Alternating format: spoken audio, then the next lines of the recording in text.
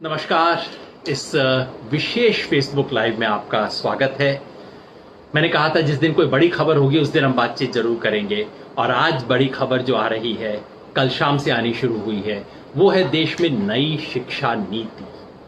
कई लोग पूछ रहे हैं, मैं आज कर नहीं रहा था लेकिन इतने मैसेजेस आए कहते हुए कि ये नई शिक्षा नीति में है क्या, आप बता दीजिए, हम तो कोशिश कर रहे हैं, हमें पता नहीं लग रहा, कैसे पता लगेगा, ये डॉक्यूमेंट नहीं मिल रहा। मैंने खुद जाके मिनिस्ट्री की वेबसाइट पे देखा, वहाँ नहीं था। फिर एक न्यू एजुकेशन पॉलिसी वेबसाइट है, वहाँ देखा, वहाँ भी मुझे सुबह नहीं मिला। फिर किसी दोस्त के दया से मुझे पॉलिसी मिली। ये पूरी जो 60 पेज की पॉलिसी है, न्यू एजुकेशन पॉलिसी। तो सब लोग जानना चाहते हैं कि इस पॉलिसी में है क्या, कैसी है, क्या गलत है, क्या सही है। मैंने इसके बारे में कुछ दो चार बातें इसके हक में कल रात को कह दी, तो कई लोग पलट के पूछ रहे हैं, अच्छा क्या तुम इसका समर्थन कर रहे हो? तो मैंने सोचा चलिए इसके बारे में एक चर्चा कर ले कि कुल मिला के ये पॉलिसी क्या है, इसमें क्या अच्छा है, क्या बुरा है, क्या आशंका है, और हमें इसके बारे में क्या रुख बनाना चाहिए। पहली बात तो आपको बता दूं कि पॉलिसी है क्या।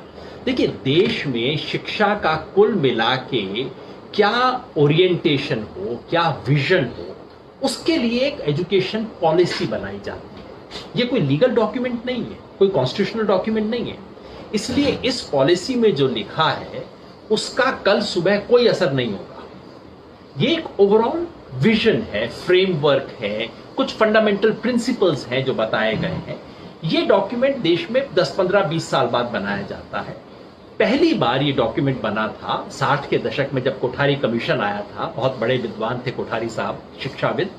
एक कमीशन आया था 1968 में। उसके बाद पहली बार एक पॉलिसी बनी, education policy of the country, जिसने ओवरऑल फ्रेम दिया कि देश में शिक्षा के पर्पस क्या होने चाहिए, स्कूल में कैसे होना चाहिए, यूनिवर्सिटी में कैसे होना चाहिए।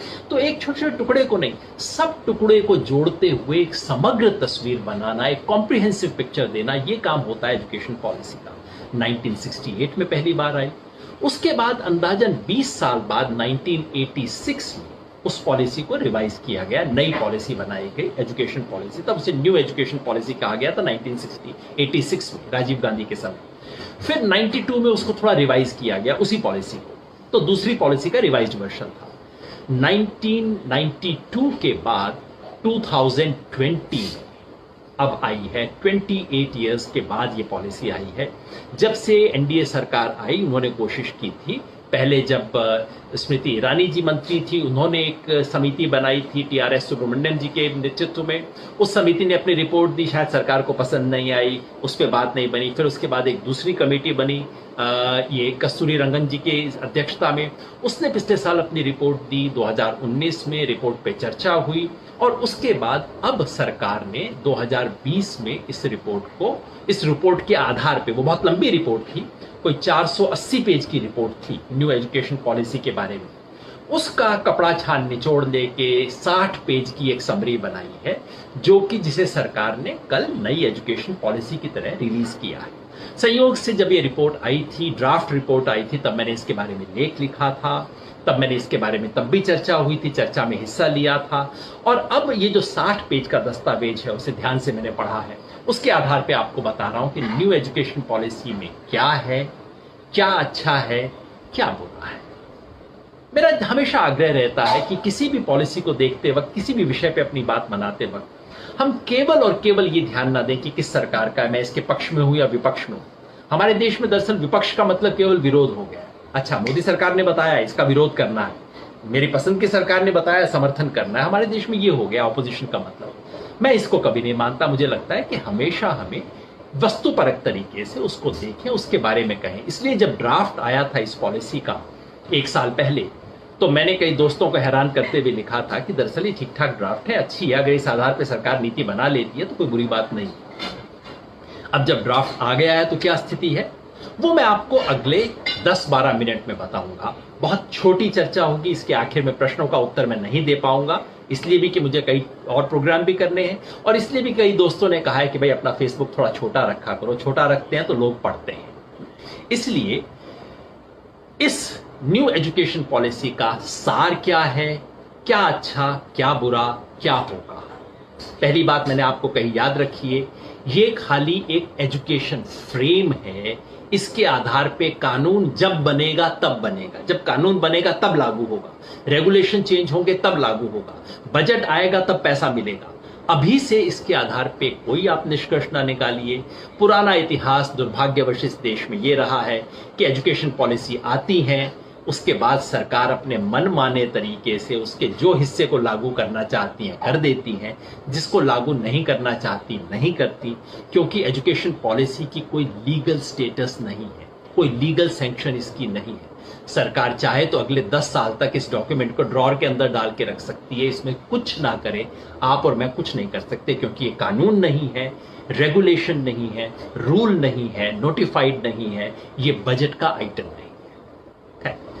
जब बीजेपी ऐसा कोई एजुकेशन पे डॉक्यूमेंट लाती है तो हम सबके मन में क्या क्या डर होते हैं, कम से कम मेरे मन में डर होता है। डर क्या होते हैं? नंबर एक कि भाई ये सेक्युलराइजेशन करेंगे, भगवाकरण जिसको कहते हैं, कि ले दे के सारी चीज़ों को एक रिलीजन, ये जो हिंदुत्व जिसको कहा जाता है जिस पॉलिटिकल लैंग्वेज में, इंडोक्ट्रिनेशन करेंगे, या कि बहुत ही घटिया तरह की चीज़ों को पेश करेंगे, अंधविश्वास पे लेंगे। इस तरह का डर कई लोगों के मन में रहता है, मेरे मन में भी था, क्योंकि बीजेपी सरकारों ने कुछ जगह पे किया था।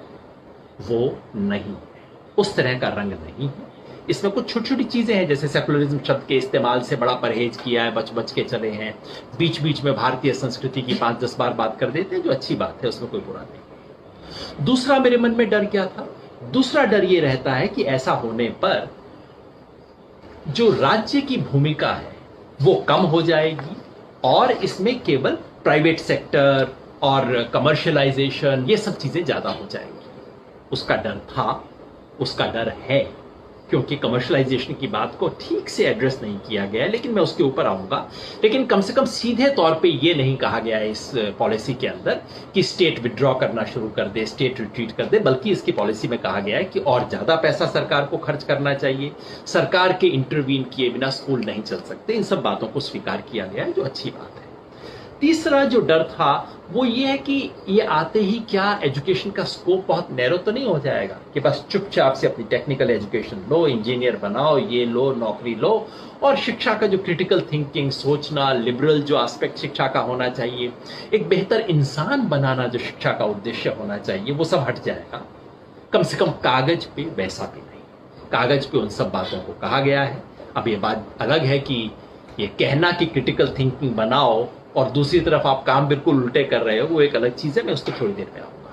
तो जो पहली मेरी शंका थी, जो बड़ी शंकाएं थी, कम से कम वैसा डॉक्यूमेंट नहीं है, यानी कि जो बिल्कुल भगवा स्टाइल के अंदर आरएसएस की आइडियोलॉजी को इंप्लीमेंट करने के लिए जैसा डॉक्यूमेंट बन सकता था वैसा नहीं है, और अच्छी बात है। ये डॉक्यूमेंट इससे पहले जितने भी डॉक्यूमेंट आए थे, यूपीए के जमाने में, कांग्रेस के जमाने में, जनता पार्टी के जमाने में, उन सब डॉक्यूमेंट्स को बिल्ड करता है, जो कि होना भी चाहिए। मुख्य बातें क्या है? मुख्य बातें इसमें स्कूली शिक्षा के बारे में 10 बात मैं गिनाऊंगा दना आपको, ताकि समझ आ जाए कि मुख्य तौर पे डॉक्यूमेंट क्या कहता है। पहली बात ये कहता है कि आरटीई का विस्तार होना चाहिए, राइट टू एजुकेशन, जो 2009 में बना था, जिसमें कहा था free and compulsory education from 6 years to 14 years, 6 से 14 साल तक का था। अब उसको बढ़ा के डॉक्यूमेंट कहता है फ्रॉम 3 years to 18 years। बढ़िया बात होना चाहिए, अगर कर दिया तो शानदार बात होगी। दूसरा ये कहता है कि मिड डे मील स्कीम के साथ साथ बच्चों को ब्रेकफास्ट भी देना चाहिए स्कूल में, क्योंकि बच्चे बेहतर खाएंगे तो पढ़ाई में ज्यादा ध्यान देंगे। अच्छी चीज है, होना चाहिए। तीसरा ये कहता है कि ड्रॉप आउट रेशो को कम करना चाहिए, यानी कि जो बच्चे स्कूल से छूट जाते हैं, जो 100 बच्चे पहली क्लास में एडमिशन लेते हैं, उससे आगे जाते जाते सिर्फ 40 बच्चे बचते हैं। ये कहता है कि नहीं, उन बच्चों को हमें लाना है और अगले 10 साल तक 100% बच्चों को हम सेकेंडरी तक लेके आएंगे।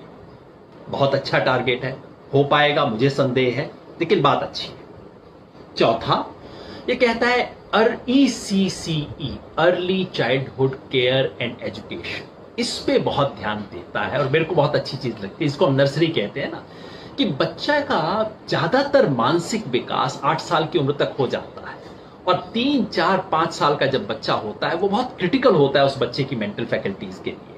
और ये कहते हैं कि हम तो, हमारा गांव का तो बच्चा जाता ही 6 साल में स्कूल में, उसके बाद पढ़ना शुरू करता है, उससे पहले क्या होगा? तो ये कहता है कि नहीं, हर बच्चे को 3 साल की उम्र से ऊपर पढ़ाई करवाना शुरू करें, चाहे आप आंगनबाड़ी के थ्रू करें या स्कूल के अंदर नर्सरी शुरू करें। हर बच्चे को ये शिक्षा मिलनी चाहिए और इस पे साधन लगाने चाहिए, इस पे बहुत ध्यान दिया जाना चाहिए। मेरे ख्याल से इस दस्तावेज के सबसे अच्छे एस्पेक्ट्स में से ये है ईसीसी। वैसे इसके बारे में 2013 में यूपीआई के जमाने में बहुत अच्छी नीति बनी थी, जिसको इन्होंने स्वीकार कर लिया है। बहुत बढ़िया बात है, किसी भी सरकार ने किया काम तो अच्छा किया ना। चौथी बात, पांचवा ये कहता है कि स्कूल में सब बच्चों को बराबर अवसर मिलने चाहिए। महिलाओं को, दलित, आदिवासी, गरीब बच्चे को। कहता तो है, मगर उसके बारे में क्या करना चाहिए, कितना पैसा दिया जाएगा, इसके बारे में कुछ खास बात नहीं कहता। मैं इस पे आऊंगा 1 मिनट में।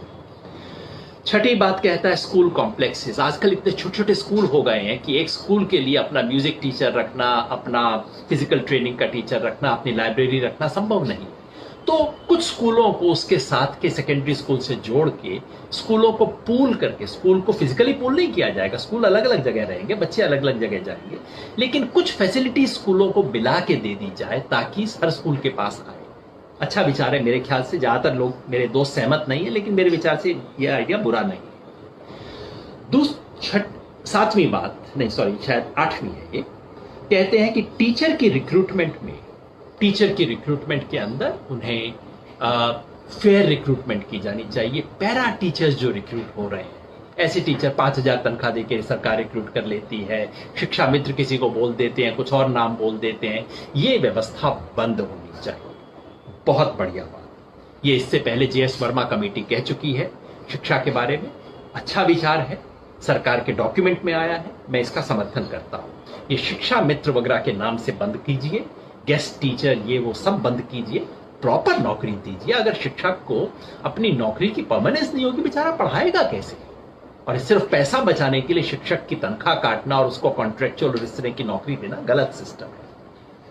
9वीं बात कहता है कि शिक्षा में डायरेक्टरेट ऑफ एजुकेशन का जो साम्राज्य है वो खत्म करके बोर्ड अलग हो, सरकारी स्कूलों की फंडिंग कोई और करे और स्कूलों के रेगुलेशन का काम कोई और एजेंसी करे। विचार बुरा नहीं है। और आखिरी बात ये कहता है मीडियम ऑफ इंस्ट्रक्शन, जिसके बारे में बहुत बहस हो रही है। क्या कहता है कि बच्चे को पहली 5 क्लास में अपनी मातृभाषा या घर में जो भाषा बोली जाती है उसके आधार पर शिक्षा दी जानी चाहिए। बड़ा बवाल मच रहा है, अभी मैं एक टीवी शो इसके ऊपर करके आ रहा हूं। मजे की बात यह कि इसमें कुछ भी नया नहीं। देश की हर पॉलिसी ने यह बात कही है, पिछले 50 साल से पिछली दोनों नीतियों ने भी एग्जैक्टली यही कहा था। और इसके अलावा 3 लैंग्वेज फॉर्मूला कहा है, जो फिर देश की पिछले 50 साल से पॉलिसी है। पता नहीं बवाल क्यों है। बवाल इसलिए है कि सब लोगों को लगता है इंग्लिश मीडियम, मेरा बच्चा इंग्लिश मीडियम में पढ़ा नहीं तो पता नहीं क्या हो जाएगा। और एक पढ़े लिखे लोग भी इस देश में 2 चीजों में अंतर नहीं कर पाते।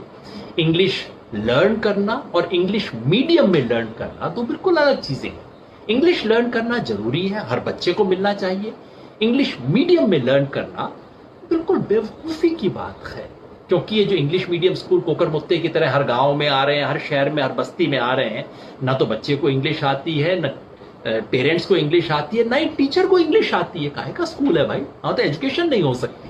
इसलिए ये कहना बिल्कुल सही है, इसमें कोई नई बात नहीं है। वैसे ये भी बता दूं, होगा नहीं। इस देश के किसी प्रधानमंत्री में, किसी सरकार में हिम्मत नहीं है कि वो इंग्लिश मीडियम स्कूल चलाने वालों की जो ठेकेदारी है उसका विरोध कर सके। होगा नहीं। आप ना तो आशा बांधे, ना आप चिंता करें, किसी की हिम्मत नहीं इस देश में काम करने। हायर एजुकेशन के बारे में क्या कहती है नीति? हायर एजुकेशन में कहती है कि ये जो सिंगल डिसिप्लिन यूनिवर्सिटीज बन रही हैं, यानी कि क्या करते हैं, किसी के पास पैसा आ जाता है, dental college, medical college, engineering college, management, 4 को इकट्ठा करके एक प्राइवेट यूनिवर्सिटी बना देता है। ये पॉलिसी कहती है नहीं, ये बिल्कुल गलत सिस्टम है। मल्टी डिसिप्लिनरी यूनिवर्सिटीज होनी चाहिए। मेरे विचार से बहुत अच्छी रिकमेंडेशन है। बंद करने की हिम्मत इस देश में किसी की नहीं होगी, वो एक अलग बात है। दूसरा, वो कहते हैं लिबरल एजुकेशन। आईआईटी जो बच्चे इंजीनियरिंग कर रहे हैं उनको भी सोशियोलॉजी पढ़ाइए, हिस्ट्री पढ़ाइए, लिटरेचर पढ़ाइए, जैसा दुनिया में हर जगह होता है। सिर्फ हमारे यहाँ है कि इंजीनियर को कुछ नहीं पढ़ाया जाता इंजीनियरिंग के सिवा। आप सब विषय पढ़ाइए। अच्छी रिकमेंडेशन ये इसके बारे में इन्होंने की है। हायर एजुकेशन के बारे में ये कहा है कि यूजीसी नामक जो संस्था है जो सब कुछ करती है, मैं भी उसका मेंबर था, वही आपकी यूनिवर्सिटी को ग्रांट भी देती है, वही आपकी एकेडमिक चीज़ों को एक्रेडिटेशन भी करती है, वही आपकी क्वालिटी भी सेट करती है, वही आपका करिकुलम भी बताती है। ये सब काम अलग अलग संस्थाओं को दिए जाए, मेरे विचार से एक अच्छी चीज़ है। ये यशपाल कमेटी ने कहा था, काफ़ी साल पहले कहा था, अच्छा सुझाव है, इसको मान लेना चाहिए। मतलब कुल मिलाकर अच्छा, और आखिर दो बातें और ये कहती है कि शिक्षा के अंदर इस शिक्षा के रेगुलेशन के अंदर एक कमेटी बननी चाहिए, राष्ट्रीय शिक्षा आयोग। देश भर के हर राज्यों का एक एक रिप्रेजेंटेटिव हो, 30 बड़े शिक्षाविद हों और देश का शिक्षा मंत्री जो है उसका अध्यक्ष हो। पहले ड्राफ्ट में प्रधानमंत्री को बनाया था, जिसका हमने विरोध किया था। अब शिक्षा मंत्री के नेतृत्व में है, ठीक है, लेकिन मेरे ख्याल से बहुत अच्छा नहीं है। अच्छा तब रहता अगर जीएसटी काउंसिल की तरह इसमें भी तमाम राज्यों के शिक्षा मंत्रियों को भी लेते और उनकी कंसेंसस वाली कमेटी बनती तो अच्छा होता। तो ये सुझाव है। और आखिरी सुझाव है शिक्षा के बारे में पैसे का। ये कमेटी कहती है कि कम से कम 6% जीडीपी का 6% देना चाहिए। फिलहाल 4 साढ़े 4 के बीच में हम झूलते रहते हैं, 6% देना चाहिए। ये कहती है कि सरकार के खर्चे का कम से कम 20% शिक्षा पे लगाना चाहिए। आजकल 10, 12, 15 पे हम बोलते रहते हैं। तो ये सुझाव अच्छे हैं, बशर्ते कि लागू। अब आप कहेंगे योगेंद्र जी तो अच्छी अच्छी बातें आप गिना रहे हैं। बात सच है, इसमें काफी बातें बहुत अच्छी हैं, नीति में लिखी हुई अच्छी बातें हैं और अच्छी बातें हैं, तो मैं क्यों उसको गलत बताऊं भाई? क्या कोई संदेह है? हाँ, मेरे मन में 3-4 संदेह हैं। पहला संदेह ये है कि आरटीई को इसमें डाइल्यूट किया जा रहा है। डाइल्यूट इस तरह से आरटीई को अमेंड किया जा रहा है जाएगा, और इसमें जो सुझाव है उससे लगता है कि 2009 में जो आरटीई के लिए स्टैंडर्ड सेट किए गए थे कि हर स्कूल में कम से कम इतना स्पेस होना चाहिए, क्लासरूम ऐसे होने चाहिए, ये सुविधाएं होनी चाहिए, इसको डाइल्यूट किया जाएगा। इसके बारे में भी डर है कि ये जो 25% सीट ईडब्ल्यूएस के लिए रिजर्व की गई थी उसके बारे में चुप्पी है। ड्राफ्ट तो इसके बारे में कहता था कुछ गड़बड़ है, अब चुप्पी साध ली गई है, मतलब ले दे के इसको हटाने की तैयारी हो रही है, ऐसा मेरा संदेह, जिसके बारे में अलर्ट होने की जरूरत है। तीसरा, शिक्षा में जो असमानताएं हैं, जो गरीब बच्चे पढ़ रहे हैं, जो ऐसे समुदाय से आ रहे हैं, पहली बार आ रहे हैं, जिनके घर में कभी शिक्षा नहीं है, जिनको साधन की जरूरत है, उन बच्चों के लिए व्यवस्था के बारे में 2-4 पैराग्राफ तो लिख दिए गए हैं, लेकिन उसमें है कुछ नहीं। तो जो गरीब मार्जिनल सेक्शंस के दलित, आदिवासी, महिलाएं, सब पिछड़े समाज के जो लोग हैं, उसके लिए इस डॉक्यूमेंट में बहुत कोई चिंता और दर्द दिखाई नहीं दिया मुझे। और चौथी बात, शिक्षा का जो कमर्शियलाइजेशन हो रहा है उसके बारे में हम लोगों के शोर मचाने के बाद एक पैरा तो डाल दिया गया है, लेकिन दरअसल कमर्शियलाइजेशन को रोकने की कोई व्यवस्था नहीं है। और दूसरा, फॉरेन यूनिवर्सिटीज के लिए रास्ता पहले से भी ज्यादा खोल दिया गया है, जिसका मतलब है कमर्शियलाइजेशन और प्राइवेटाइजेशन बढ़ेगा। पॉजिटिव, नेगेटिव, कुल मिला के क्या होने वाला है? मैं उसी बात पे आता हूं जहां से मैंने शुरू किया था। आमतौर पे शिक्षा नीति बहुत सुंदर बातें कहती है, लेकिन व्यवहार में जो नीति पालन की जाती है उसका इस शिक्षा नीति से कोई संबंध नहीं। यही मुझे डर है। मुझे डर ये है कि ले दे के सरकार काम सिर्फ 3-4 करेगी। इसकी 3-4 बातें हैं जो हाथी के दांत खाने के और दिखाने के, और दिखाने के बड़े सुंदर हैं, खाने के सिर्फ 4-5 हैं। मुझे लगता है कि सरकार ले दे के 5-6 चीजों पे एम्फेसिस देगी। एक तो अर्ली चाइल्डहुड केयर के लिए पैसा दिया जाएगा, जो अच्छी चीज है। दूसरा, बच्चों की लिटरेसी बढ़ाने का एक स्पेशल प्रोग्राम चलेगा, जो कि बढ़िया चीज है। तीसरा, स्कूल कॉम्प्लेक्सेस, जिसके बारे में 2 विचार हैं, कहीं पैसा बचाने के लिए तो नहीं किया जा रहा।